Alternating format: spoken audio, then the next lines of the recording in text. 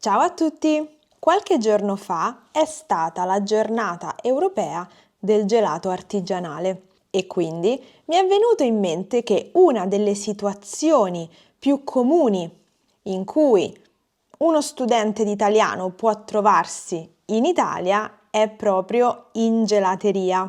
Perciò oggi lavoriamo su un dialogo in gelateria. Iniziamo dalla prima parte del dialogo. Il gelataio chiede: chi c'è dopo? Questa è una domanda tipica in una situazione come questa, in gelateria, al bar, in fila, in cassa, in un altro tipo di negozio, perché si chiede chi deve essere servito, chi c'è dopo. Un'altra domanda simile è: chi è il prossimo? Poi il gelataio dice: prego, che cosa prendete? In questa frase prego è usato per invitare il cliente a chiedere che cosa vuole. Prego, questo è uno dei diversi usi della parola prego di cui abbiamo parlato in passato. Trovate la lezione sul canale. Prego, che cosa prendete? È un invito a chiedere. Ditemi che cosa volete. Che cosa prendete? E i clienti rispondono un cono piccolo e una coppetta grande. Cono e coppetta sono le due parole chiave in gelateria. Voi prendete il cono o prendete la coppetta? Io dipende, dipende ovviamente.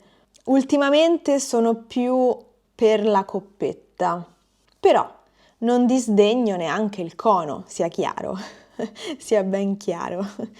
Andiamo avanti con il dialogo. Facciamo prima il cono, dice il gelataio. Che gusti metto? I gusti di gelato. In Italia abbiamo due grandi categorie di gusti: i gusti alle creme e i gusti alla frutta. E ci sono proprio degli schieramenti, un po' come per il pandoro e il panettone. Ci sono persone che mangiano solo i gusti alle creme e persone che mangiano solo i gusti alla frutta. Quali sono i gusti alle creme più classici? Quelli che trovate sempre in una gelateria in Italia? Sono questi: crema, pistacchio, stracciatella, fior di latte. Il fior di latte è il gusto della nostra infanzia. Il fior di latte è il gusto più tenero che ci sia.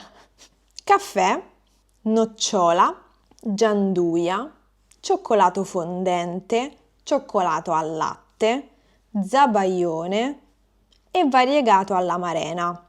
Io tendenzialmente sono per le creme. Io faccio parte della squadra delle creme. Di solito alterno tra cioccolato fondente e zabaione, cioccolato fondente e caffè, oppure caffè e zabaione. Invece i gusti alla frutta più classici che mi vengono in mente sono fragola, limone, frutti di bosco, lampone, cocco, kiwi, melone, pesca. Andiamo avanti con il dialogo. Facciamo prima il cono. Che gusti metto? Cioccolato fondente e zabaione. Un po' di panna? Sì, volentieri, grazie. Un po' di panna? La panna, da non confondere con la crema. La crema è una cosa, la panna è un'altra. Volentieri è una parola molto utile da sapere, perché volentieri significa con piacere, volentieri. Quando qualcuno propone un'attività, qualcosa, e voi volete accettare e accettate con piacere, potete dire volentieri, volentieri. Andiamo avanti con il dialogo. Ecco a lei.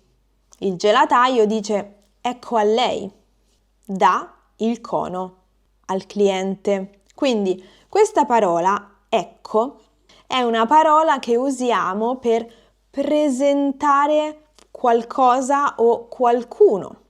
In questo caso il cono. Il significato di questa parola è strettamente legato al gesto. In questo caso ci sono diversi usi della parola ecco. Ho fatto un video anche su questa parola che trovate sul canale. Però in questo caso specifico del dialogo, la parola ecco è legata al gesto di dare il cono al cliente. Ecco, ecco a lei, forma di cortesia.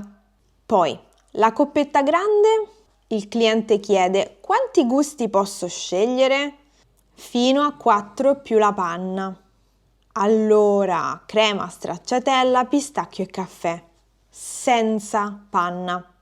Senza è un'altra parola molto utile. Se dico senza panna, significa che non voglio la panna. Niente panna. E questa parola, senza, potete usarla in molte altre situazioni. Senza zucchero, senza sale, senza un ingrediente, eccetera. Ecco a lei. In tutto sono 7,50 euro. Allora, veniamo alla questione del pagamento e dello scontrino. In alcune gelaterie è necessario fare prima lo scontrino in cassa e poi andare al bancone e ordinare. In altre gelaterie invece si va al bancone, si ordina e poi si paga dopo. Quindi dipende dalla gelateria. Però se avete il dubbio, chiedete. A volte è davvero sufficiente chiedere. Potete chiedere: devo fare prima lo scontrino? Vediamo altre domande utili. Quanto costa il cono grande? Oppure quanto viene il cono grande o la coppetta piccola? Quanti gusti posso scegliere? Posso assaggiare il pistacchio? È possibile assaggiare dei gusti prima di ordinare il gelato? Solitamente si assaggiano dei gusti un po' particolari, no? Che non si conoscono.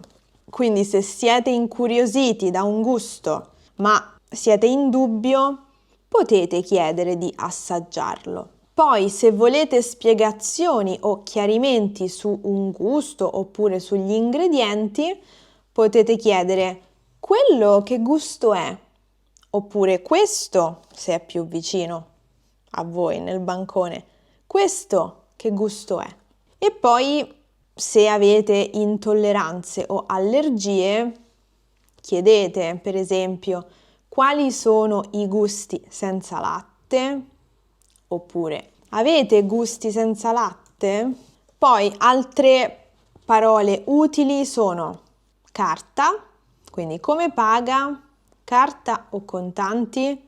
Con la carta serve il POS per pagare, quello che vedete nella foto, lo chiamiamo POS. Sicuramente se avete frequentato dei ristoranti in Italia, avrete sentito il cameriere dire: pagate con la carta? Vado a prendere il POS. Oppure si può pagare anche con i contanti, quindi con le banconote oppure con le monete. Se pagate in contanti c'è la possibilità di ricevere il resto. Bene, allora questo è tutto. Adesso siete prontissimi per ordinare un gelato in Italia. Nella descrizione del video qui sotto trovate tutte le altre lezioni relative a quello che abbiamo detto oggi, quindi la lezione su prego, la lezione su ecco e altri video su situazioni utili. Grazie mille per aver seguito questa lezione e vi do appuntamento alla prossima. A presto! Ciao!